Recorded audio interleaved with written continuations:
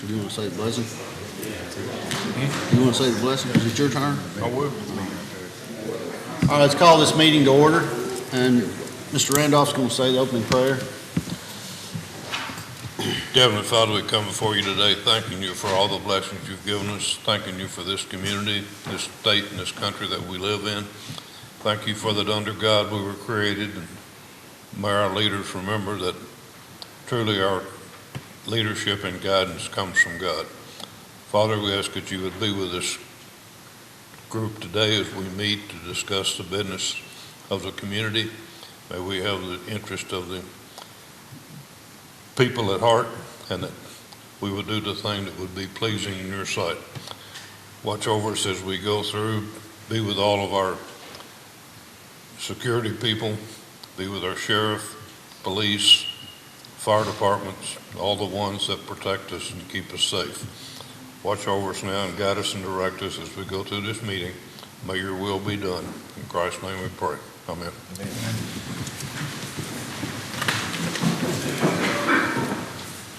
I pledge allegiance to the flag of the United States of America and to the republic for which it stands, one nation, under God, indivisible, with liberty and justice for all.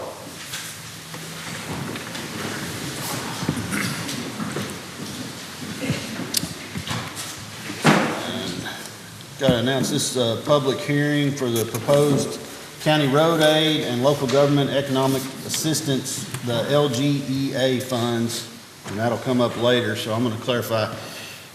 Pursuant to KRS 42.455 and KRS 174.100, I officially open the public hearing as advertised for the county road aid and local government economic assistance for public comment regarding use of these restricted funds.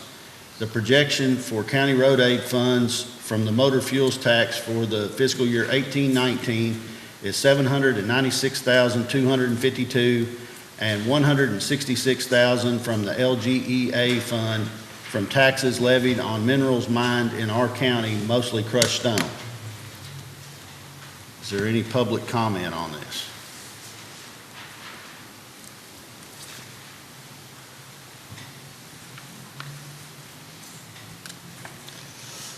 One thing that I'll make, the LGEA funds are restricted funds. They're specified what we can, how we can use those funds.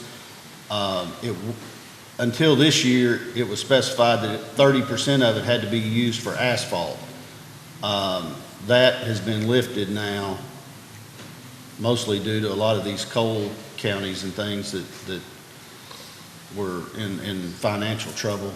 They're allowed to use some of these funds in other places in their budget. So it is restricted how we can use them. We have a list of how we can use them, but it is not restricted anymore to 30% for asphalt. We're using most of it for asphalt, but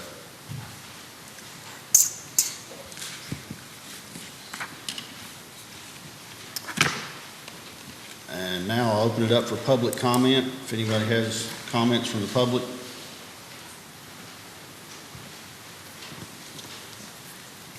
If not, we'll move on to regular business. And Now it's closed. okay, going to close public comments now. Sorry. That's okay.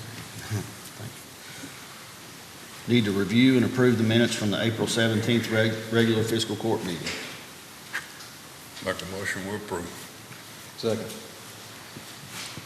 Mr. Randolph and Mr. Bush.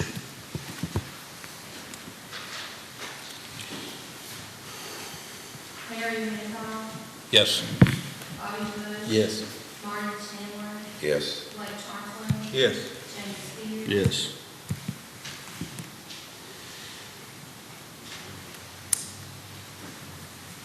Next, we need to review and approve the fiscal year 18-19 asphalt bids.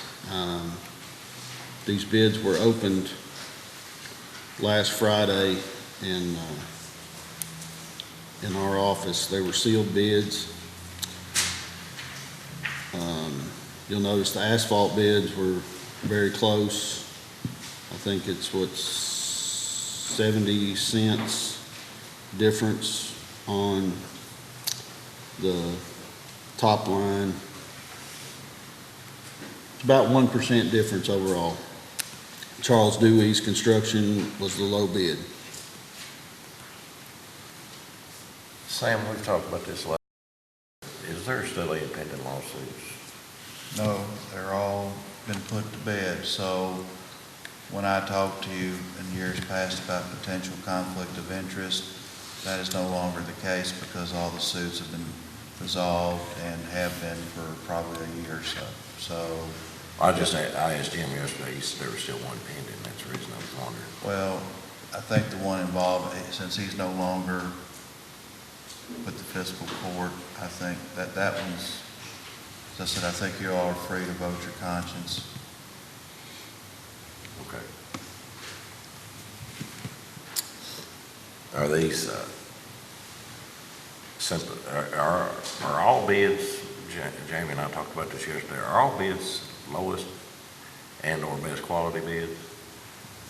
Basically, what you all have the option to do is take the lowest bid. If you don't take the lowest bid, you have to, you can reject the lowest bid and say, well, it is not the best bid, but you have to give specific findings why it is not the best bid.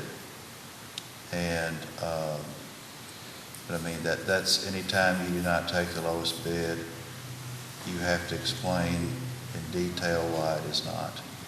So is it similar to the other bid process we're involved in where you are supposed to specify going into it whether it's low bid or whether it's best value bid?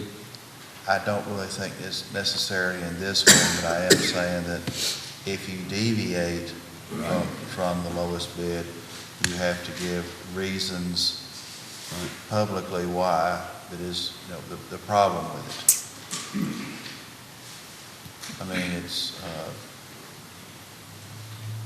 there have been times where we have, in times past, not gone with a low bid. For example, if you were very close on a, say, buying a truck or something, you know, you were buying like a Dodge out of Lexington and you got a Ford down here and it was fairly close, then you Right. justified it by ease of maintenance and everything else.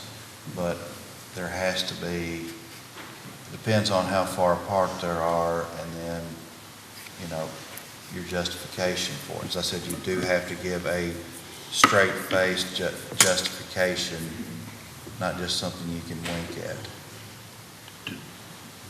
Did you happen to talk to the Barron County judge? Yes, sir. They had an experience with Dewey's. They put a road in last year, and it was, I think they did it late in the evening, and it was cool, and it didn't take very well. I actually called Tim Smith and expressed those concerns to him, and he said that they did it when it was too cold, and they were going to get back and fix it immediately. So, Did you ask, and I don't know, is anybody here with Dewey's? yes. Does this price, are you all figuring on a fuel index? If the fuel price index goes up, will these prices change? We didn't find any indication of an index having effect on this proposal, on this bid, on this contract. I know in the past, if there's a fuel, it's based off of, I guess, the oil index, but their prices will fluctuate. And I didn't know if this was a set price that would never fluctuate. So did I just understand you to say that historically, this annual county asphalt contract has been subject to the fluctuations of the liquid asphalt index? Yes, sir. So you're wanting a fuel index then? If you're gonna give me I didn't the say I was. liberty, I didn't know, there wasn't no point to say I was gonna give you anything. I was asking how you did this. we bid it per the bid documents. So there's no fluctuation at all. If you're going to abide by the Kentucky Transportation Cabinet's standards, norms, and bylaws, I will accept those. If you're not, if you're gonna disallow me an opportunity to fluctuate my price based on the liquid asphalt index, I'll accept that also.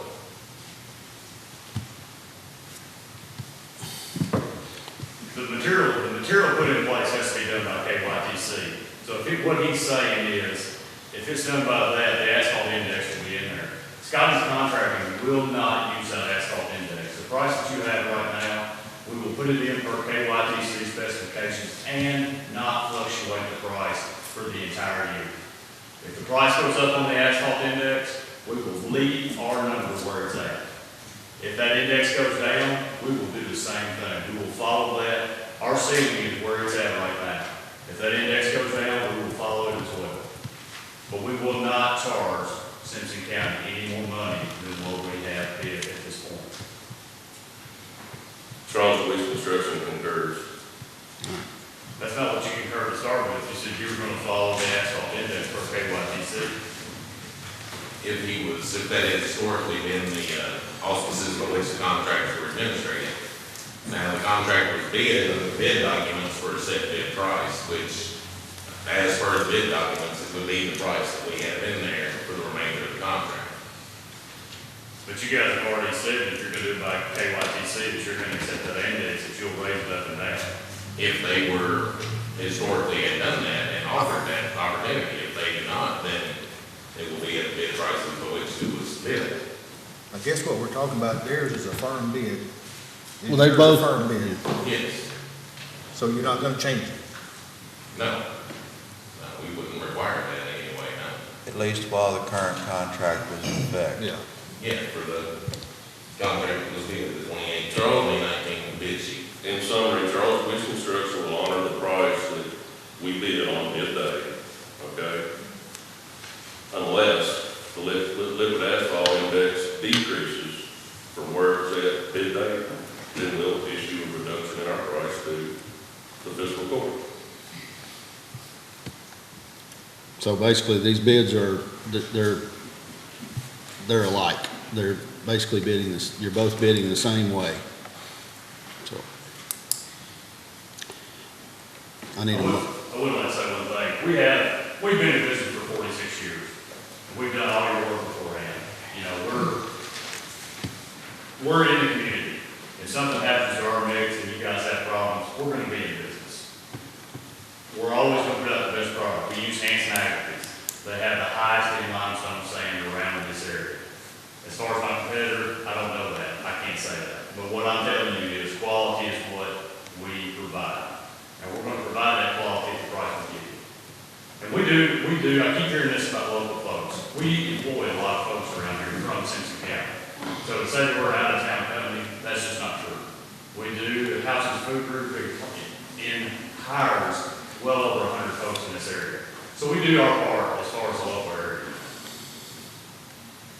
Charles Police Construction employs roughly, on the average, 250 people. Our central office is in Franklin, Kentucky. Well, Louise was born and raised here. Has brought a lot of benefit to a lot of people in this community. We made a major investment in an aggregate quarry and an asphalt plant.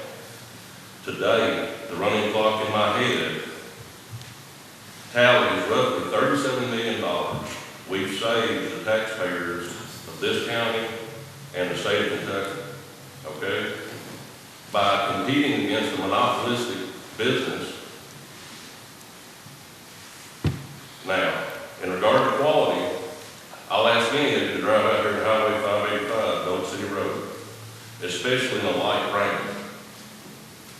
Look at the appearance of the asphalt. In a light rain, it shows through undeniably that Scotty's Contracting installed laid mix that was badly segregated.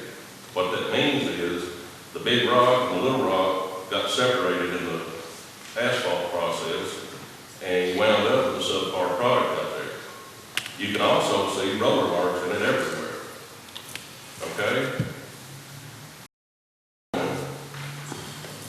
We ask God to bless us. We work as hard as we can to do the very best job we can. Occasionally, an error is made. There's one highway in Barron County, Kentucky, that the judge executive was wanting us to get it paid. We were trying to provide. The boys went over there. The temperature dropped that day, and it was detrimental to the mix. Okay? This happened right at the eve of winter. The only reason it hasn't been made right yet is because the weather hasn't got right yet. Okay? As soon as it's warming up, we'll go over there and mill it up, and we'll lay a fresh mat. And I pray this never happens, but if we have to do it 20 times to make it right, that's what we'll do, because that's who we are. And all we ask for is a fair shot, and people abide by the norms, rules, and bylaws established by our forefathers, okay? That's it. If We're the you're, low bid. if you're in the business of paving, And you Scott just just don't don't name think one, you it's tell the county it's too cold to pave, instead of going over there and making a mess of one of their. Here, we're not gonna have this argument here, so, and you guys aren't. You can have it somewhere else. Well, what the court has to consider is that, we've got a low bid from a local contractor unless there is, in my opinion, unless there is, some legitimate reason that anybody has not to give them an opportunity, we need a motion to pass it. In the past, we've relied on Bobby to either pass or reject material. So we need to do that again under these circumstances. I didn't hear what you said, Blake. Bobby has always been allowed to reject or pass material that was delivered to a site, so we need to do that under these circumstances too. Can I ask Dewey's a question? What counties have you blacktopped for last year? We've been in Robertson, we've sold mixed to Sumner, we've paved in Sumner for PDOT, we've, Warren County, we did, Small House Road up there, we paved in virtually every adjacent county, at some point or another. Not always on a county job, but, subdivisions that are adopted by the cities or, the various planning and zoning commissions. We're fully KYTC and VDOT certified. We've done work for the Army Corps of Engineers last summer. As far as the quality components, as far as the aggregate and stuff that was mentioned, everything is tested by the cabinet and or VDOT, depending on which specific project you're in. And there are limitations that they have, guidelines, and we've met all of those guidelines, so we've not had any of the issues. I guess, to be fair, and what I see is if both companies are qualified and certified to bid on this, and though I appreciate Scotty's work and their quality, we put this out there for bid, so. And if it's a qualified company can bid on it, and it's low bid, then I think that it's my opinion that we should accept the low bid. But I need a motion.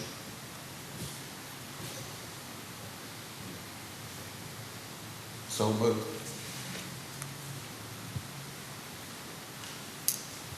Second. As long as we have the right to reject or accept material, I'll second that.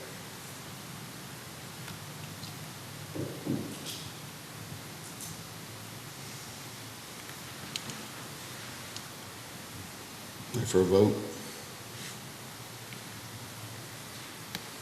Bobby Bush. Yes. Ray Charles. Yes. Larry Randolph. No.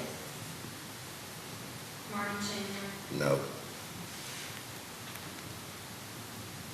James Spears. Yes. Mm-hmm. 3-2. Pass. Thank you all. Thank you, guys. So, Appreciate your time.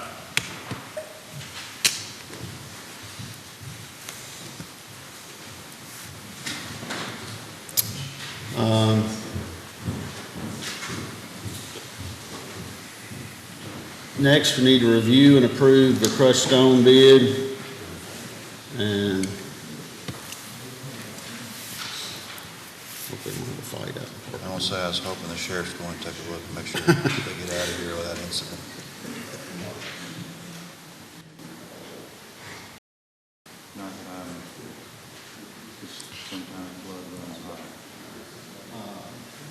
The aggregate bid was not near as close.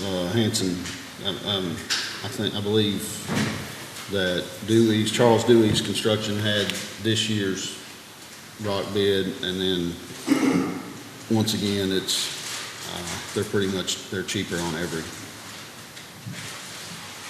item, so.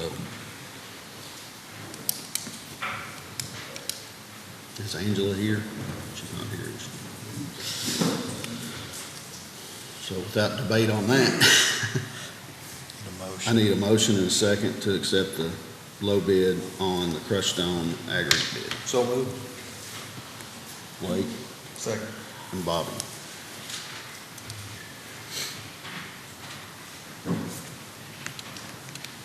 Blake Parkley, Yes.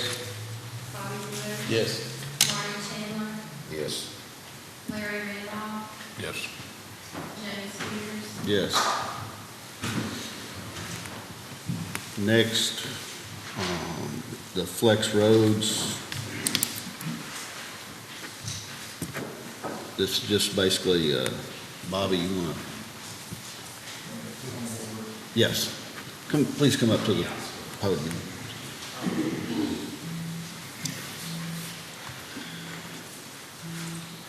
The reason I went ahead and brought these is because, as you all know, the flex funding and flex roads have to be approved by the state. This year, that flex fund was $166,366. There are some things they look at, the state looks at. They look at the condition of the road, the houses, that type of thing. But I gave you this list because I think they'll all qualify for the flex funding. So I wanted to go ahead and get it approved so we can get that process started, because it usually takes them a couple of months before they get back to us with the roads. This is more, when you put a dollar, I didn't give you a dollar figure.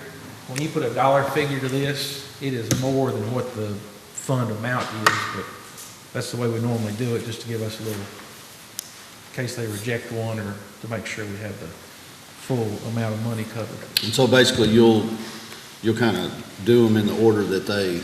When we fill that sheet out to the state, they ask for you to prioritize them. So we'll put that in as the priorities, and then they'll inspect them, and they'll give us okay on what they'll do. Well, all they do is approve them, but then. Right. Bobby, I know Rutherford and Crow are out here. Is that James and Clark? They're all out there. It's that whole subdivision? Crow is probably, might be a questionable road. The condition, it's not near as bad as the others, but since they're all there together, we need to, if they don't approve of flex, I'd suggest we do it out of our regular funds, just because if you're in that neighborhood, there's no sense of leaving one. And that's actually leaving Molly, which is where the flooding was, because there's no reason to spend the money on that road, I'd say, but now I thought next month I'll bring the entire list if y'all want to give me some suggestions on. I actually have a list together already, if I want to get it to you sometime for the rest of the funding and the regular budget money for asphalt. You can look that over and see what you think. So do you need a motion to approve this list for the road? That would be for flex. For the flex funds? Yeah. I'll make the motion. I'll second. Mr. Chandler, Mr. Randolph.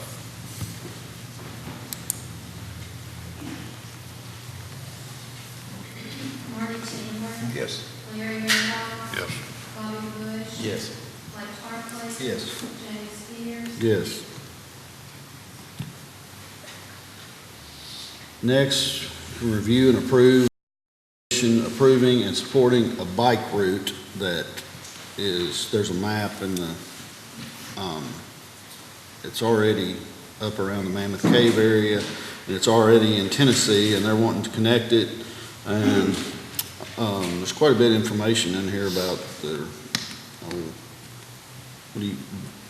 bicycle tourism. Do you care to get up and speak on it for a moment? Sure, Judge, I'd be happy to, thank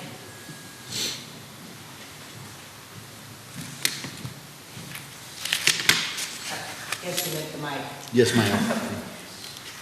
My name's Helen Severs. I'm the project director with Cave Country Trails, and we're based around Mammoth Cave. It's a 4-county trails master planning project for the counties that surround the park: Edmondson, Hart, Barron, and Warren.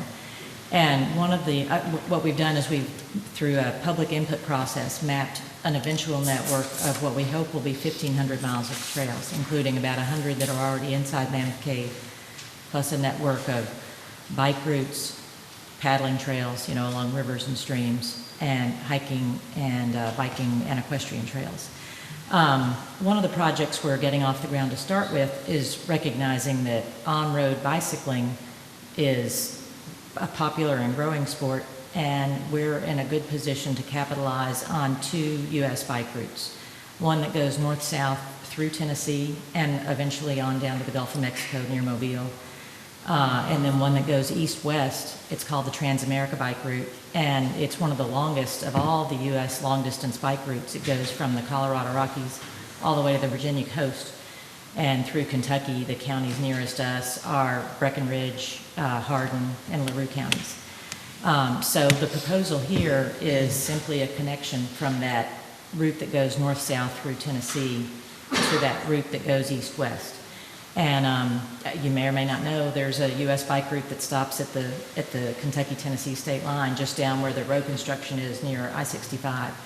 And the route that's proposed that you see in your packets would come right through Franklin, through Simpson County, go up to Gold City, past the Boyce General Store, along the eastern edge of Warren County, and then on up toward Mammoth Cave, past the Porky Pig Diner, if you know where Oakland and Smiths Grove first, through Pig, Kentucky, through the park, through Cave City, Horse Cave, Munfordville, and then on up near Abe Lincoln birthplace.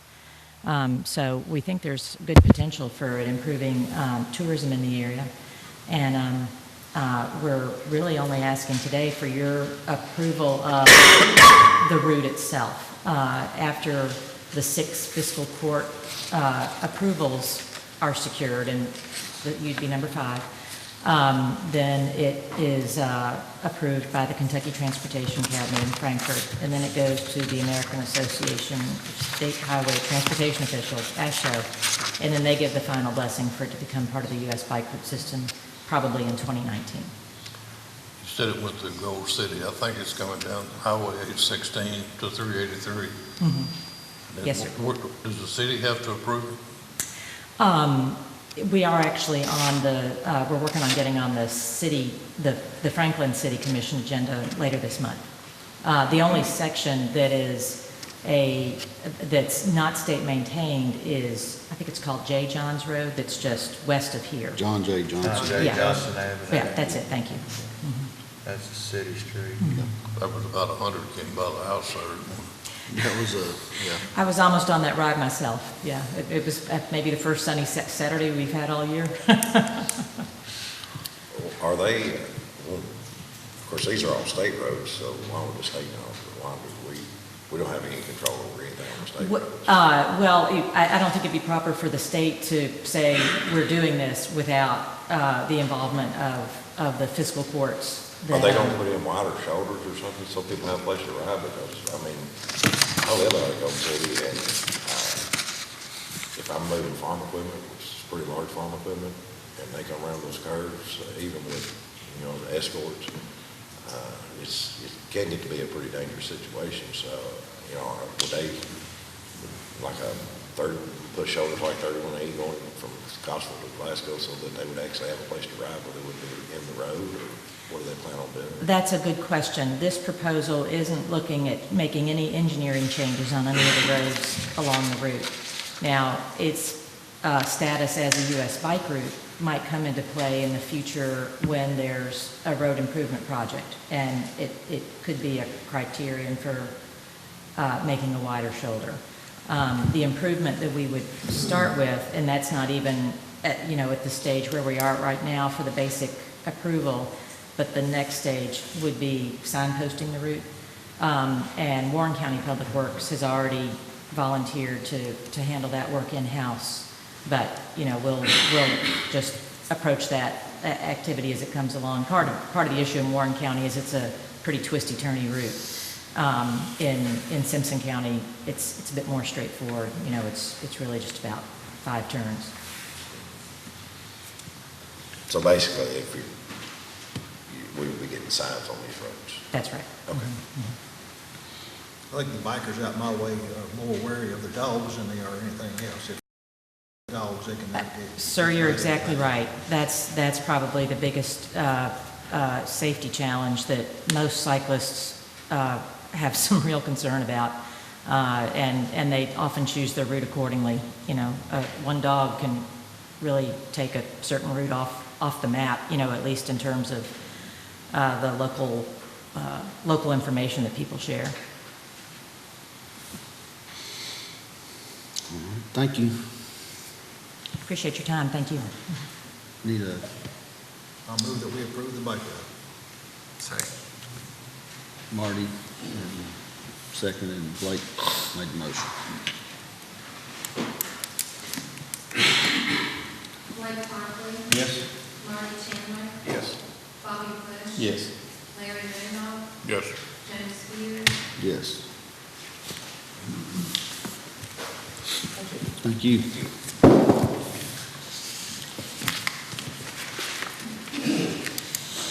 Next, we get the fun part.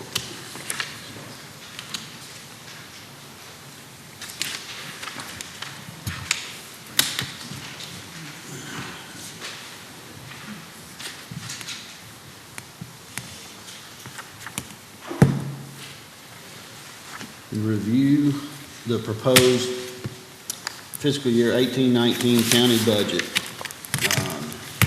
We've got a hard copy of it, and it's on the portal. I gotta get this thing right. See it in my-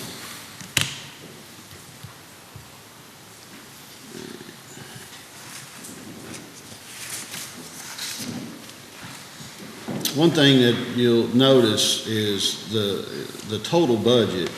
It appears and says that it's gone from just a little over 12 million to 12.7 million, 12.765, 728 to be exact.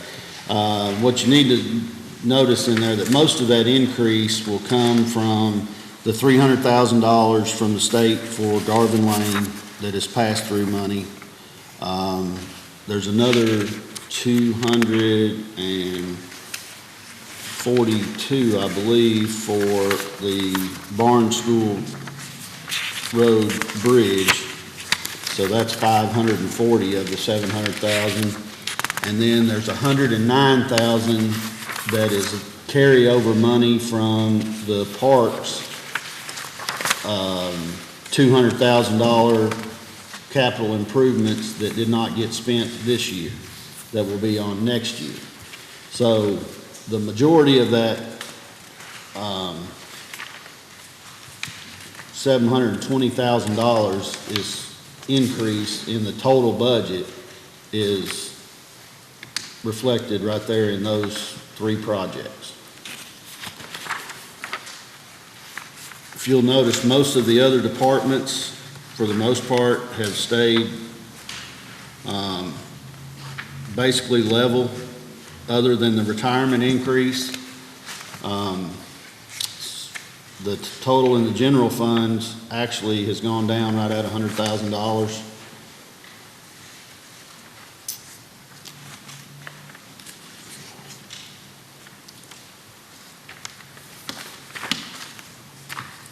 I don't have a total budget figure on mine.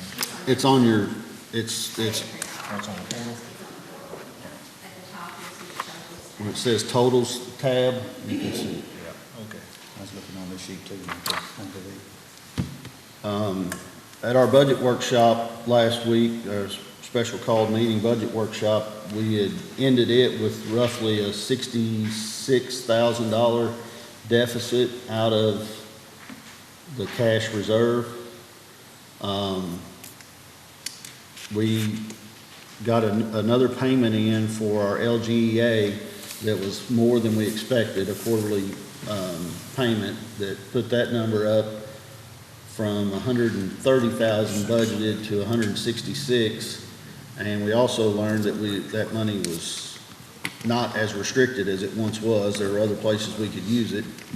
So, we actually asphalt budget from $555,000 to $525,000.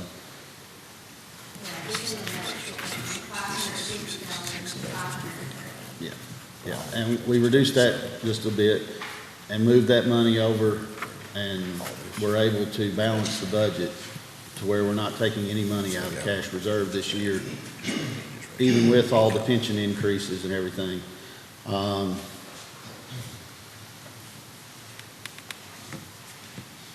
One other highlight in this is that our insurance, the county's employee insurance,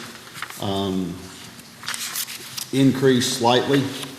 Our contribution from the county is going to go from $800 to $820 a month per employee.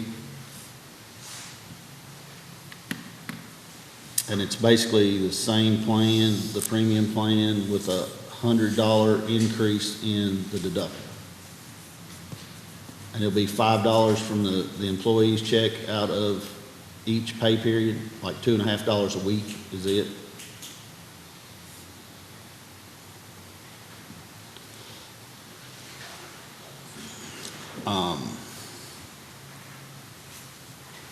I was just sitting there looking at the fire department. It's at 114. Why is there such a fluctuation? Last, why was there such a fluctuation in, it was 140 and now it's 114? You know, why is there such a fluctuation in the salaries? Because of Mark. Oh, okay.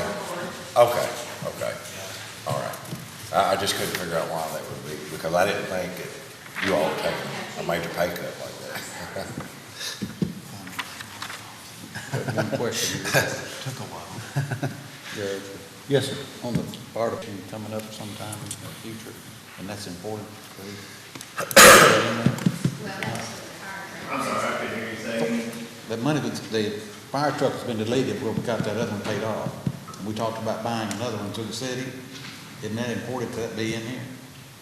I mean, I think. We don't know those figures yet. And if we order a fire truck right now, it won't be here till next June. I mean, it'll be 330 days roughly from the time that we actually issue a PO. But the funding and all still hasn't been secured on all that. So once that's secured, we can do an amendment. Well, I was under the impression whenever we're doing this, that if we have it in our budget to buy a fire truck, that would count as having it maybe, or we're going to be getting it. And we did our fire classification, the fire classification. Yes, was at yeah, one that's- point, it cost the citizens of Franklin hundreds of. That'll be that'll be a separate I just issue, didn't want but, that once it's ordered, they recognize that, so. Okay, it doesn't have to be on the budget to be bought, that's not. As far as ISO, if I'm understanding what you're asking, as far as ISO is concerned, I mean, once the PO is issued and the truck's ordered, then it's considered. Then it's counted. Okay. I was under the impression that if they had budgeted that they were going to do it, that it would count.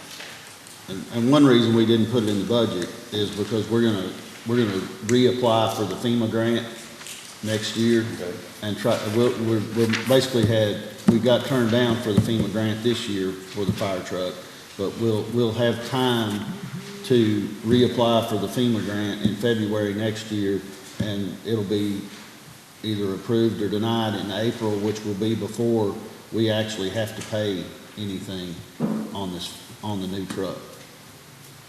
So we basically got two shots at it to get the FEMA grant before the truck actually gets here. And I think what the prior thought was of the fiscal court was through the financing of this fire truck, in years past, it was what, about $20,000 a year? Is that what the payment was? 25.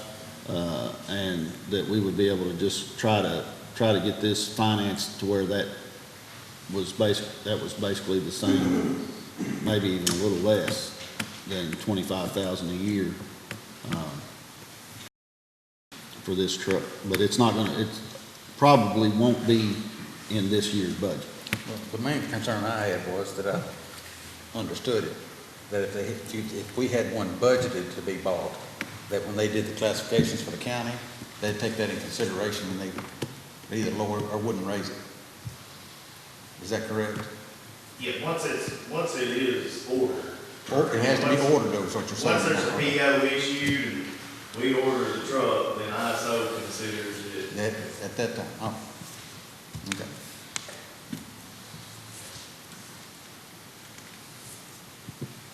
And I think it's important for everybody to understand that the court has not asked, though we've made some tough decisions and some tough,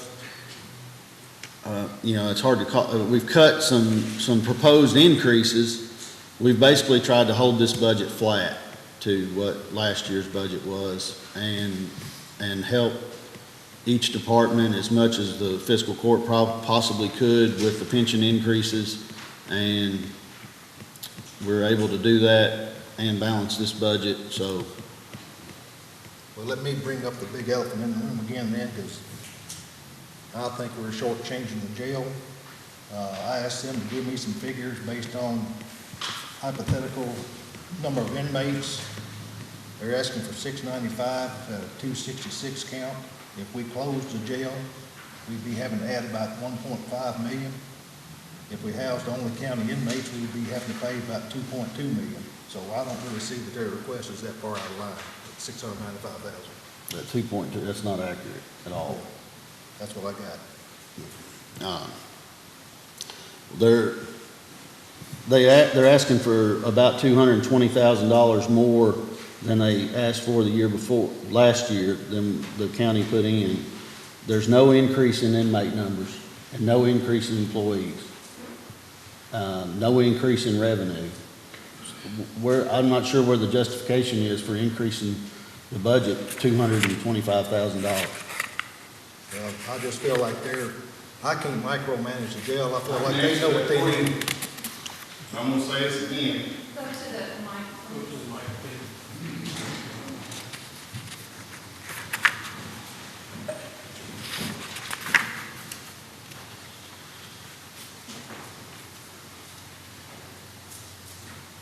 I guess we're gonna go back to, I don't usually fight against the court.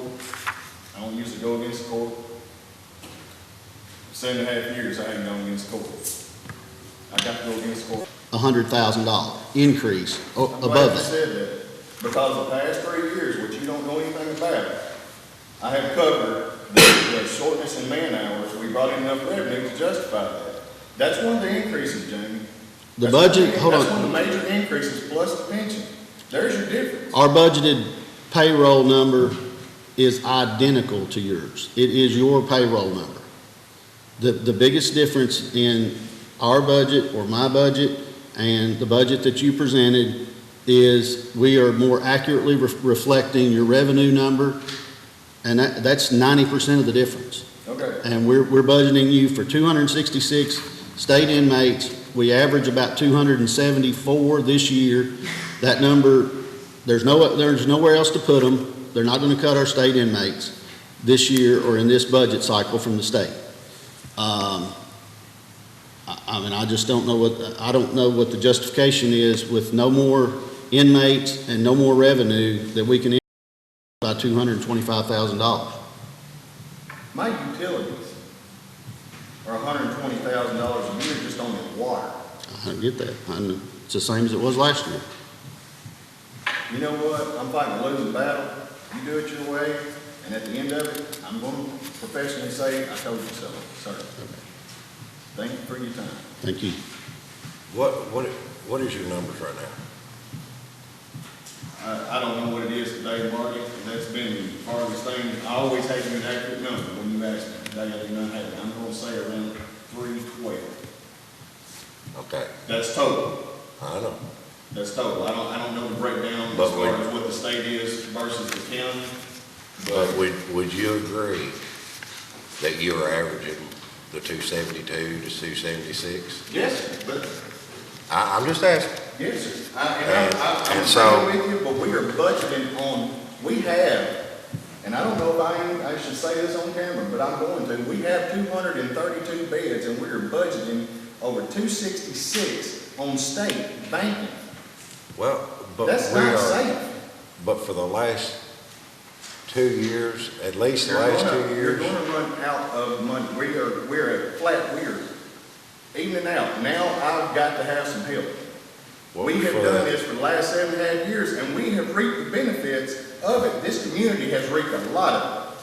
But- And nobody has complained at all when we were reaping those benefits. Now I need some help, and all of a sudden, I'm the bad guy. And I'm not saying this is you, I'm not pointing out anybody, but all of a sudden, I'm the bad guy, and I don't appreciate it at all. I'm Nobody's not trying saying to make you that. out Nobody's to be a saying, bad guy here. I'm just simply saying, for the last 2 years, you have averaged over 266. Is that correct? For the most part, yeah. No, I think, Okay. I actually think it's about 260. And then when we look at your expense side, everything that you proposed is in here. So you have got every one of your expenses, your utilities, your payroll, everything you have got that you asked for. And then, And this this is number. an election year budget. So No, I'm no, wait a it's minute, not, wait a but minute. I'm running unopposed, so it has I am nothing to do too, with but my I tell you election, what, it it's sure our don't you. feel like. But what I'm telling you, or what I'm saying is, this basically, for you to keep saying that myself or the court is treating you like a bad guy, we have given you every expense other than the vehicle. We give You know what, I didn't argue that with you. I know at all. you didn't, I think but- you need to give the sheriff his too. But what I'm saying is, other than that, we give you every expense that you asked for. And all that was asked was to raise the number of inmates. We're gonna raise it all the way out to we're out of business, what's gonna happen? Well, but And that's There's okay. been- And Jamie, I will make something else clear. That number that he has over there it may not be exact. You're correct, officially correct, that it may not be exact, but it's real close. so you think you can't continue the same amount of I'm inmates you gonna have? operate until we run out of money, and then I'm gonna turn around and I'm gonna come back to. Well, how are you gonna run out of money Yeah, I'm if just you're saying getting the same? if we do, Mark. you run out a budgeted number every year, the way, if you budget, if you. We're not gonna have no. If you don't It budget, takes out the carryover into the next year, I think is how it works. Well, you've got 165,000 to carry over into the next year. But Marty, we had 304,000, 308,000 carry over this year. That's what we missed in the budget. This budget can be done one time. And in the following year, it's going to require a larger contribution from the court because there's no carryover. your That's what I carryover, tried your, to your, say the other day. This is kicking the can down the road. your budgeted carryover number is less than your monthly state inmate payment. So in other words, if the state payment that comes in a week late, we have to make that money up out of the general fund anyway. I mean, I'm not sure, if the carryover number is not significantly higher than your monthly revenue from state inmates, you're basically living paycheck to paycheck anyway. So The problem Make it more cash poor.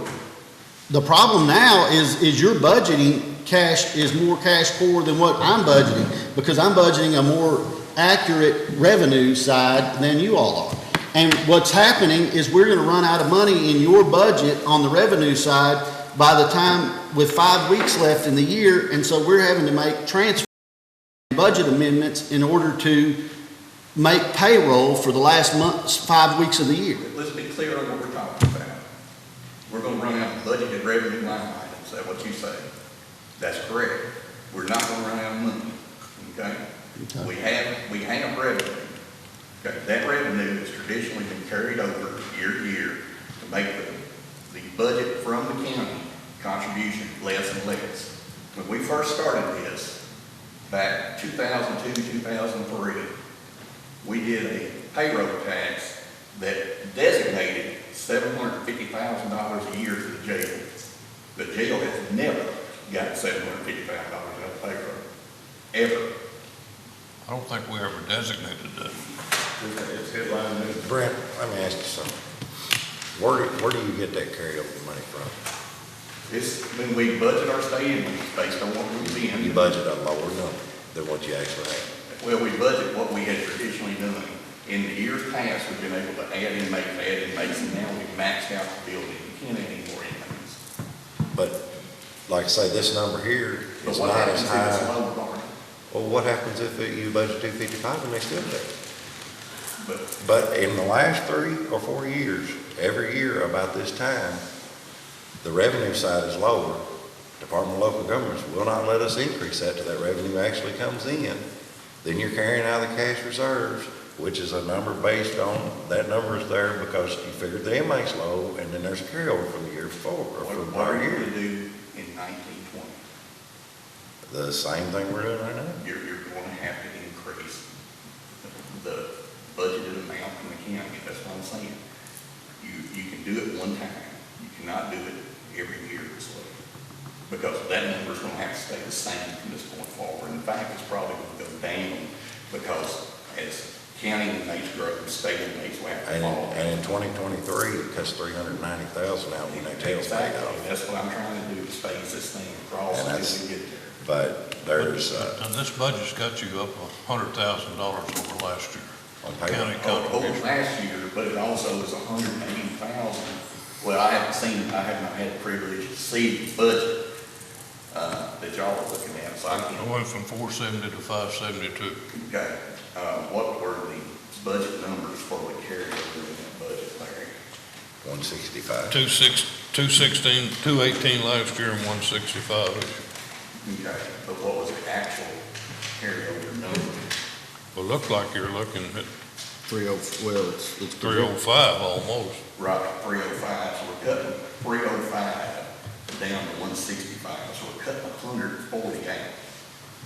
And then you're asking the jail, which we can do it one time, don't get me wrong, But to add 130 some odd in state revenue. But if you look at the previous 15, 16, 14, 15, 13, 14, we were about at the 165 number. You had a 152, a 189, and a 215. So if you go back 3 years prior to this year, Now, I have to look- you're averaging about the same number. In 11-12, the carryover was 119,362. And you've carried it from 119,362 to 304,804. Right. In the preceding years, it was 215, 211, 188. If you look down, you go back to 14, 15, the actual contribution into the jail was 601,200 from the county. That was not the budgeted contribution, that was the actual contribution. You go back to 11-12, it was 627, it's been as high as 688. And I think at those years, And I asked you several weeks ago to show me one other division of this county government that has cut its county contribution in the manner that jail has, and I had yet to get the answer from you. Since 2004, as far back as I can look in this budget, the contribution from the county has averaged $535,000 a year to the jail. Prior to 2011, the average was $442,000. Since 2011, the average has been $565,000. Would you please go back before the next meeting, and I want you to look at each division of county government and tell me what the cost has been to the taxpayers in each division. Well, I don't know that. I can do it. I mean, the contribution from the county to the jail is what we're talking about right here. And I just laid out what the contribution averages, $535,000 a year, and we're in line with that. This year, it's actually $567,000. Your payroll's going up $100,000 a year, and you just said that your inmate numbers are Payroll flat. is flat with what our actual usage is this year, Jamie. But I'm talking about year over year over year, it's going up $90,000 to $100,000. You haven't added any inmates for 3 years. You want me to answer, be quiet, let me answer. If you add inmate year over year after year like we have, your payroll naturally is gonna go up. We are now maxed out, we cannot add another inmate in jail. Our payroll is almost $2 what the actual usage is gonna be in this year. I know, and that's what we have, but we have budgeted the same number. But my point is in the last 3 years, it's going up $100,000 a year, and we've been level on inmate numbers and revenue numbers for 3 years now. But let's just be very clear what we're talking about. Our expenditure numbers are almost identical in the budget that we presented and what you presented. The difference falls in how we get the revenue. You're wanting to increase the inmate number, which I tell you, we can do one time, okay? Absolutely no problem, do it one time. The carryover number is not going to be there in the coming budgets, so it's going to require additional contribution from the county from this point forward. If that's something that the court desires to do, that's well and good. We're okay to do that. I'm just advising the court to be ready next year that that number is going to increase at least the amount of that plus the coming pension issue that we know is coming for at least the next 10 years according to the General Assembly. Exactly. If we think there might be a chance we've got to put it in at the end of the year, why don't we put it in now so that we don't have to put it in next year? We're having to put it in every year. I mean, that's what, we run out of money with. I'm talking about the benefit, what we have to put in next year. It'll be less if we put it in this year. We have not gone back and added money from fiscal court into the jail budget in my memory. Say that again, please. In the jail budget, once we've set the budget, now we've gone in and amended additional revenues that the jail has earned, but we have not come back to the fiscal court, in my memory, particularly in this administration, and asked for a penny more than what was budgeted. Not one penny. In fact, we've cut what was budgeted and returned that number back to the court for uses in other areas. But what you said is exactly right. Every year we've had to amend revenue. Which is a good thing. Well, it is, except it wasn't budgeted right to begin with. It was budgeted properly. You can't do that. That's just like your crops. When you're out here and you're budgeting on 50 bushel beans and you bring in 75, well, you do budget for that to come in. Just like these inmates. But if I knew I was making 75 bushel every year, I wouldn't budget 50. But in the That's what I'm preceding, saying. in the preceding years, Marty, we budgeted for what we did the year before. Okay? And then we increased it, and we increased it.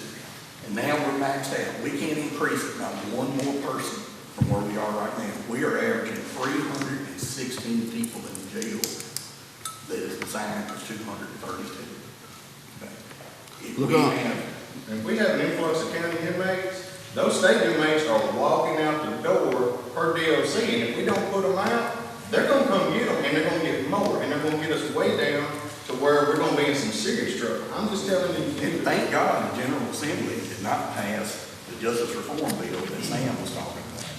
If it makes you feel any better, I just went and fought this past week, Thursday, I had to go to Frank, or E-Town, and I proposed that we go and fight for reducing the square footage per inmate. And I think that's fixing to hit the floor too. That will help us out tremendously, getting us away from the federal guidelines. And will allow us to put more in if we need. I don't want to because it's dangerous. I don't want it to be dangerous.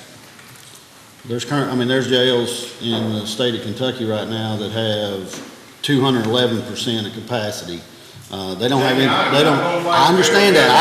I don't want that. I'm just saying, they're not coming to get our inmates. They don't have any place else to put them. So, we could argue about this all day. We've done it quite a bit already. So. I've been in this business 7.5 years. If the federal government comes in here, James Spears can't save nobody. I know, the whole state's in trouble with that. You're exactly right. There's a whole bunch of them, and I don't want to be one of them. My point is, we don't want to fight with the court. I will advise the court that this budget can be done one time, if that's what you choose to do. Be prepared in the following year for the increases at least equal to the carryover money, because it won't be there, plus the pension. So if you want to do something that stays consistently budgeted, please look at the budget that we presented. If you want to have that major increase next year and get your can down the road to that, that's entirely up to the court. Thank you.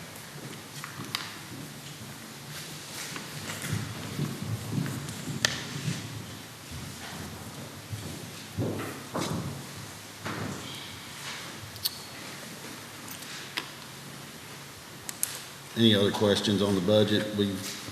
I guess the schedule is to, if we're gonna make any adjustments or revisions to the budget between now, we need to have first reading on it at the next meeting. 2 weeks from now. Well, we talked at that last, when we talked, Blake brought it up, and we talked about the soil conservation. And I noticed there's not any increase in here right now. We talked about giving them some of the increase. We talked about it, and at that time, we were showing, we had about a $66,000 deficit out of cash reserve. You know, this is a zero. I mean, it's basically whatever we give is going to, any increase in that discretionary spending is going to come out of cash reserve. I'm not opposed to it. I mean, there's more than $7,500 budgeted in here that we probably won't spend. I know my health insurance budget in here, we're not going to spend it because I'm not taking it, so. Personally, I think we might as well go ahead and figure on, I know we did, none of us are talking about the 41, but, maybe the 35. I wouldn't have a problem with that at all. And if anybody looks at this budget, just so they know, the tourism is strictly a pass-through, right, Nicole? So if they see an increase from 265 to 285 on tourism, that is not coming out of general fund at all. That's off of the hotel tax. Judge Michelle said she needs to speak. Huh? Oh.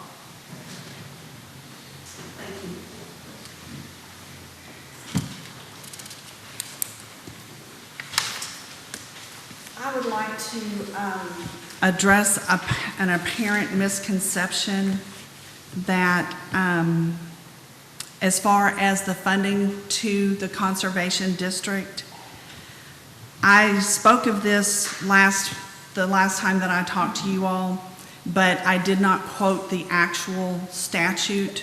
But KRS 262.20, paragraph 4, states that the board may request annual funding funds from the fiscal court. To support the request, the board shall present to the fiscal court a report of the previous year's operation, a long-range plan for natural resource development, and an annual plan of work. Should a fiscal court fail to approve a requested budget, it shall present a specific list of objections and suggested corrections to the board in writing and within a reasonable time. If a budget request is not approved, the board may submit a revised budget request. Funds for an approved budget shall be supplied either from general funds or from the levy of a millage tax on all real property within the boundaries of the county. The tax shall be collected in the same manner as other county taxes and shall be credited to the board. The funds so collected shall be expended by the board for the employment of soil conservation aids and for other purposes directly associated with the program, including promotional activities, prize monies, office equipment, and supplies, and incidentals deemed necessary. I have copies of this for all of you all. We're not going to do a tax. Sir? We're not going to do a tax. All I'm saying is that it has been said to me, and there has been an apparent misconception that when we are coming to the board and to fiscal court and asking for our budget and then asking for a budget increase, it has been said that the court is under no statute to fund the conservation district.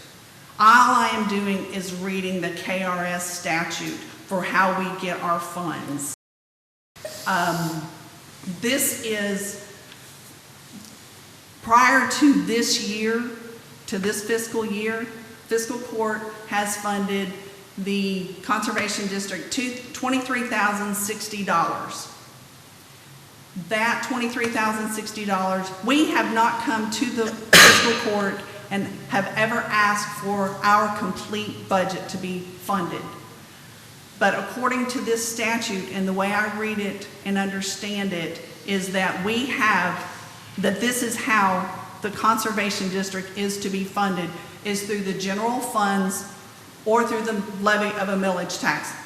Larry, I am not coming right here and saying we want a millage tax. All I am doing is reading this. The $27,500 that fiscal court provided last year does not even cover the employee salary. This doesn't mean, this doesn't even include health benefits. This does not even cover the employee salary, much less the operations of the conservation district. The conservation district has historically used other monies. They have used their money and any monies that we have gotten through the CAPE program since 2009. We get a 5% allowance of the monies that come into the county. So on the budget, where it looks like the district gets $62,000 from GOAP, we only get $3,120 of that money for operating expenses. The rest of that money are landowner payments. These are people who are in the programs. This is the money that goes directly to them. This year, because of pensions, because of our own budget, the fact of what we have in our account, and because of the governor's approach to budgets, we came to the court to ask for an additional $17,000, so that we're asking for a little over $41,000. This money is about half of our budget. The question has come to us about $25,000 that we have in CDs.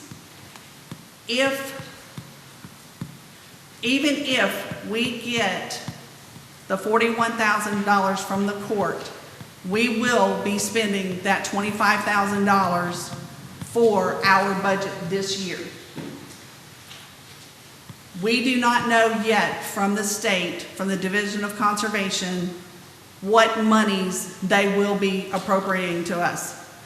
We understand that the money was put back to the Division of Conservation, but at this point, we have no idea whether we will get $5,000, $8,000, or $10,000. But I just... Yes, sir. Can I ask a question? Yes, sir. You've got an $18,000 line item in there that's a speculative line item based on if you get kicked out of the office. Yes, sir, but that was also with the $17,000 that we asked for from fiscal court. If we don't get that $17,000, that money goes into payroll. You've heard the conversation that we've had with everybody else. I think everybody else has pretty well held their budget line item the same. And we've been pretty tough on everybody to try to make sure we keep our budget as tight as we can. Because of that $18,000 line item that I think probably you won't spend. I kind of got a feeling that that's the difference between the 27 and the 41. Respectfully, we put that in there. Number one, because if we have the very real possibility of not having our space. 2 times this year, the federal government has already shut down, and just because the second time we did not have to move because they corrected this overnight. The first time we had to move out of the office, and I had to find a space which we found with a private entity because there was no place for the conservation district to go. And we have had in years past we have had to pay rent to NRCS. We don't know. I spoke to a county just this week And they were given 2 months when NRCS called them and said, we are pulling out of your county. They gave them 2 months to find someplace to go. What if So we we make, are, I mean, that's what we're speculating. I don't think, personally, I don't want to see anything happen to soil conservation. I mean, I think it's a tremendous service for the community. But I don't, and the fiscal court's not going to let anything happen to soil conservation that would be bad. But if what you're proposing, that you get kicked out, happens, all you've got to do is come back to the court for money then, instead of doing it right now, up front. Larry, I have spoken to 2 members of the court specifically, and when we were talking about trying to get funds for this next fiscal year, I was told that we should come to fiscal court and ask for more money rather than trying to even talk about a millage tax. That is exactly what we have done, is we have come to the court to ask for increased operating funds so that we do not lose our services, or we do not go to a part-time status. And I was the one that told her that. I'll tell you, I was the one that told her that for on the Soil Conservation Board. And I said it would be easier to ask the court for additional funding than to even try to attempt to pass a new tax. That's just, I just, any kind of tax is not going to be a good tax to try to pass. I mean, it's just not going to. We are not even asking for our full budget. We did not come to the court and ask for money to fund us fully. But KRS statute tells us this is where how we are supposed to be funded. So I guess what I am asking of the court is, what else can we do? What is your full budget? Our full budget last year, I just got through doing our uniform information to DLG. We spent just under $60,000. That is what it took to run our office. That is not, that is about as bare bones as we could get. We did not come to the court and ask for the $60,000. Nor have we, we have come to the court and asked for health benefits, but that has been denied. So that doesn't even come into it. We have the opportunity now to have health benefits through the state. We don't have, the county does not have an option to put you on in the county's group health plan, and when you're not a payrolled employee of the county. Okay. That is, respectfully, I have talked to other conservation districts that are able to go through their county fiscal court and reimburse them, and they are on the county plan. I don't know exactly how that happened, but I do know that it did happen, that it does happen. I mean, you were sharing the same email that I was, I think, from our insurance provider. Yes. Okay. I'm just saying the reason why we have tried this is because this is what has happened across the state. But the 60,000, Blake, that we spent, again, that doesn't even cover health benefits, and that doesn't. So our incoming revenue is not going to be $60,000 this year at this point. We came to the court and asked for $41,000. Larry, do you have anything else to add to this? Larry Gomer is our chairman. No, not specifically. Larry, you have to come up here. You have to come to the mic. They want you on camera. Also, And plus they can hear you. we need to hear you. Right, I understand. Thank you. Not specifically, except it boils down to, if you think the county residents, the county people benefit enough from the things we do and the things we're trying to accomplish. And just like it talks about when we present our request, you all have the ability, I guess, or the right to dig into what we're doing. And if you think we're not doing the things we ought to be doing to provide those services we think are important, then that's how we proceed from here, the way I read it. So, I don't know.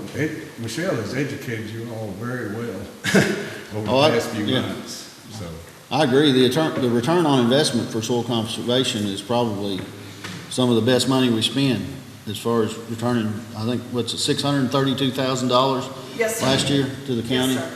That $632,000 went straight to the residents of the county. That does not come, that is not money that we get as a conservation district. That goes straight to the residents. That is not any kind of operating funds whatsoever. Thank you all. Thank you. I don't think anybody I don't think anybody on the court has any disagreement at all with the services that the Soil Conservation District does. My only question is, the $18,000 is upfront money that you may or may not spend. You don't know what you're gonna spend that or not. If for some reason you get kicked out and you have to come back to the court and ask for money 6 months from now, or whenever they might make that change, that's when I think we ought to ask for the money rather than right now, because we've made everybody else hold the line. So that's my only problem. I don't have any problem with soil conservation. I understand that, and yeah, it's tough. It's a tough decision time for you all. I mean, you don't know what's going to happen. We don't know what the government's going to do. But I do know that if we do not get any, I mean, even if we get this money, we are still under budget. That $18,000 will be moved into another category because we will have to take up that slack. That is the reason why we are showing that, is because. I don't quite understand that, but. Okay. I'm not sure that I'm clearly stating what our intentions are, but thank you. All right.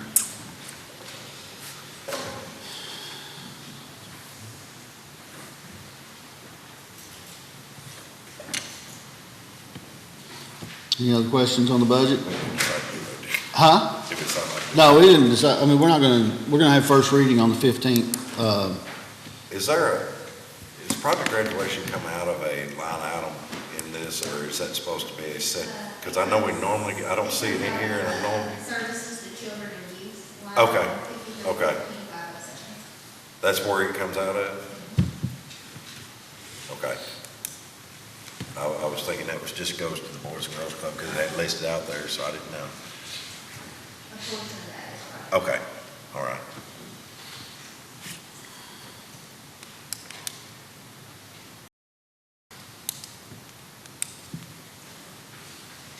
All right, next, we need to review and approve the Tax Appeals Board appointment. Marty, did you? I spoke to Jeff Britt. I sent all text messages, spoke to him. He said he would be willing to serve on that. He was working at Caldwell Banker. He's no longer working there. He's working with Ron Kirby out of Bowling Green, and he's going to move office into Franklin, but he's been in real estate for a long time. And what I was told is that's what we need on that board, is somebody that understands property values very well. He's supposed to send me his email, and also I can give it to Pam so that she can forward the information to him about when the meeting is. But I told him it was 1 or 2 meetings a year, but according to that, it's just 1 meeting a year. Unless someone files usually more than someone files a challenge, and eventually, according to statutes, you might have one more day where they have their actual hearing. Right. It just says here that We usually meet in June and, Right, correct. so meet once a year, basically. Usually once a year. But if nobody has a problem with that, I'll put that in the form of a motion that we nominate Jeff Britt to be on the tax appeals board. I know Jeff, Bill. Bobby, second. Marty Chandler, Yes. Bobby Bush. Yes. Larry Randolph, Yes. Blake Hartley, Yes. James Spears, Yes.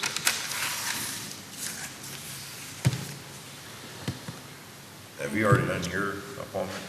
No, mine will not come up and, mine's not up this year. The judge. got one more year.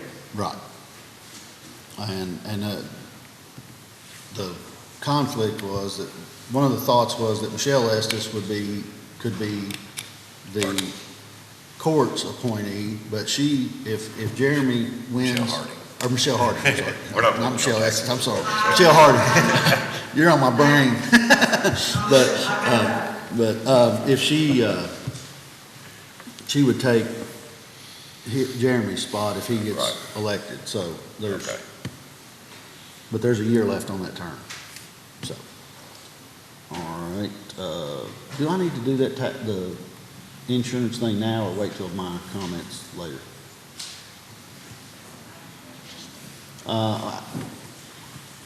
Need to go ahead and make a motion, the county's contribution to the amount for the insurance, to approve it for $820, that's up from 800. Is it in the notes where the difference is like, what, 14,000 something dollars a year?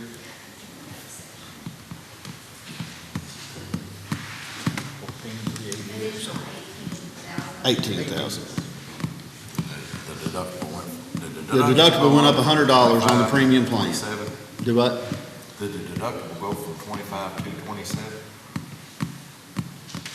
It went up $100. It went up $100. Oh, okay.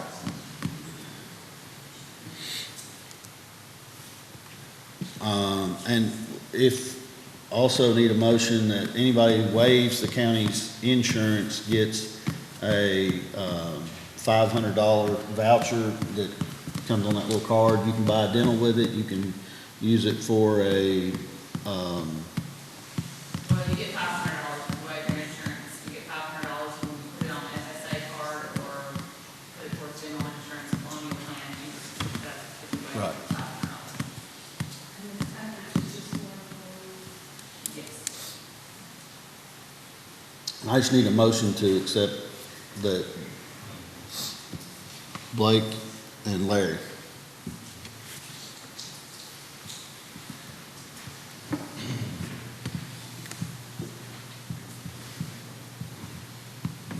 So, I'm just trying to get is there a premium and standard?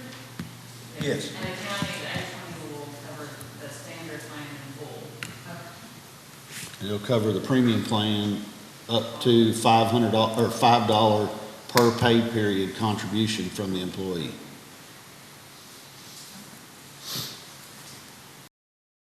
Right, we have Tarpley. Yes. Larry Randolph, Yes. Marty Chandler, Yes. Bobby Bush. Yes. James Spears, Yes. Need to review and approve the transfers. So moved. Second. Larry Randolph and Blake Tarpley.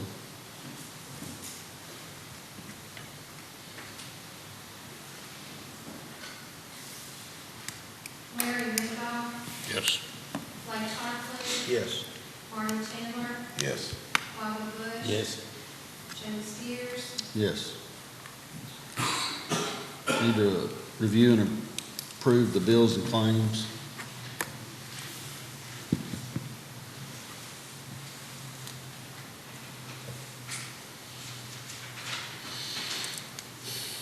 I move to approve those. I didn't see anything out of line. Bobby Bush, need a second. Second. Second, Blake Tarpley. Bobby Bush. Yes. Blake Hartley, Yes. Larry Randolph, Yes. Marty Chandler, Yes. James Spears, Yes.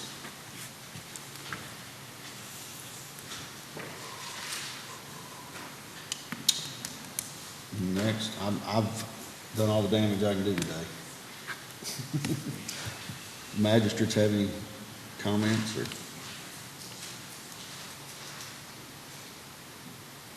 Sam? Well, I know Bobby's getting ready to get busy on the roads and Okay. Oh, yeah, there's a lot of paving. thank him for his help going forward. Yep. No, I would like, I'd make this announcement every year.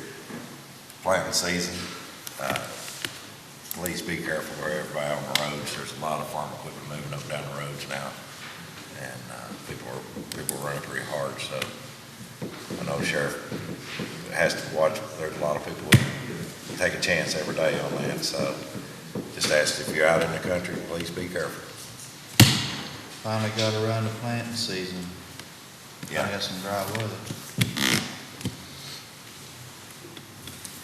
Is that your comments, County Attorney? No, I'm just saying. I've been out knocking on doors and I'm actually running into farm equipment now, which is unusual. Usually it's a month earlier. I don't have anything. Anybody else? Board doesn't need, I'm not asking to take action, but just so you know, we've had a couple of people request, to run water lines on the right of ways. The water district is gonna do some new lines, but they have asked me about boring under, Bunch and Ools Road, and we have a permit for that. I don't know if they'll sign, but I was just gonna let you know, since there's some discussion lately, and they're on private property running lines, except for leaving the board of the road. So they're gonna- Speaking of Bunch and Knowles Road, who put the fork out there? Was that entirely a school thing, or was it something Kent asked to be done, or? First I saw it, though, when I saw a picture of it. It's a big fork in the road. Fork in the road. It is. Part of my understanding was, Kent donated property, it was a school project, concrete company, I'd like to give their name, everything was donated. I understand it, but it's right in Beautiful there. project. Yeah, it's just right in a Come to a fork. fork in the road, take it. We went Jeep riding to it yesterday. Can you imagine when y'all was in, if you had 5 to 10 things like that throughout the county for the tourism commission to solicit people to come with our beautiful county. Jeremy Lovell. I didn't have a problem with it, I just didn't know whose idea. No, I think it's really neat. That's why I'm throwing his name out there. Jeremy Lovell at the school. Yeah, the welding department at the school did all the work, and Trauber, Trauber did some of the metal work. Would you like to ask about this out here, Amy, with the Renaissance? Yeah. I'm on the Renaissance board, and we were talking about Jeremy Lowell, and he makes those horses out of the horseshoes, so she was wanting to talk to us about that. Since we're on the subject of that, I'm Amy Ellis, I'm the executive director of the Franklin Simpson Renaissance, and the high school students in Jeremy Lovell's welding class have made another horse made out of the horseshoes, like we have at the tourism office. They've made a second one of those horses, and we're looking for a permanent home for that horse. And if we could find a home for it here on the square, I would like to put that horse up here somewhere. And I have an idea of where it might possibly go. I've talked to Mr. Spears about it, talked to Marty about it. What I'd like to do is the fountain that was once a fountain that is now a flower pot, which quite frankly is a nightmare to keep flowers in, on Renaissance's behalf. I would like to take some of the bricks down and level it down to the same level as the walkway there, fill it full of concrete. It would make a really nice platform, and we could put the horse on top of that. It would be no expense to the court. Renaissance will fill it full of concrete. We can do the work, and I might from Bobby maybe if my guys aren't real sure about how to do that, but we can fill it full of concrete. The bricks are kind of coming apart out there anyways, and I might need Bill's expertise a little bit too, but fill it full of concrete. Jeremy can actually put the horse up there. We'll put it on a stand with a plaque that says, "Do not climb." That's the thing Marty and I talked about. We don't want anybody to get hurt, but just like they climb the trees and the benches and everything else. I We'll told her put a to make sign sure. up there that says, "Do not climb," and hopefully they'll stay off of the I told her to horse. make sure it was. It'll save you some money if you mounted fill really it full of rock and only put about 5 inches of concrete. Okay. But we like to put it up here. I think, when we had the horse up here temporarily last year, the kids, everybody respected it. I think since the kids made it at the high school, it'd be a really nice feature to have up here.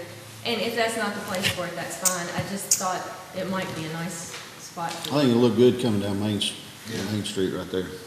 So, Would there be And something especially there the- saying that the high school did it? so Yes, we'd like to that put people high- respect it a little bit more. And give them the credit for creating, I think the horse's name is Melvin. I did not name him, but that is what I've been told. So, Especially mine, tell about the mural that's going on. and we do have a mural that will be going up before the 1st of June on the back of this Masonic building. We're still trying to get everything approved. So that'll be another downtown art piece that will be up. It'll be our first mural downtown. And this horse will serve as another art installation, trying to get everything done before the big concert, 1st of June. So if you, with your approval, we'd like to put the horse there, if you guys are okay with it. If not, we could put Has it. Rotary been contacted that you're gonna, did they pay to put that up there? Rotary, Mr. Spears talked to Rotary. yes, I did talk to Rotary. They said we could do what we wanted to with the fountain. All that matters. It's my understanding there's no way that we can put water back there. The water lines have long been disconnected. It won't be a fountain anytime again. Need a motion on that? Yeah, if we need a motion, I'll put it in form of motion. We'll Yeah, allow yes, you Renaissance do. to do that. I'll second. Thank you.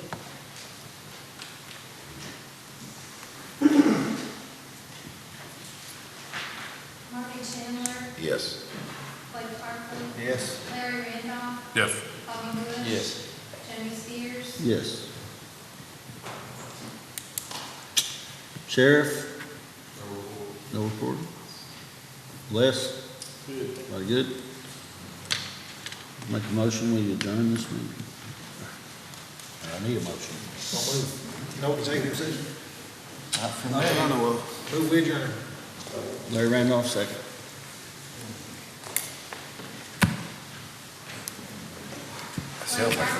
Yes. Self-explanatory. Better say it fast. Larry. Yeah.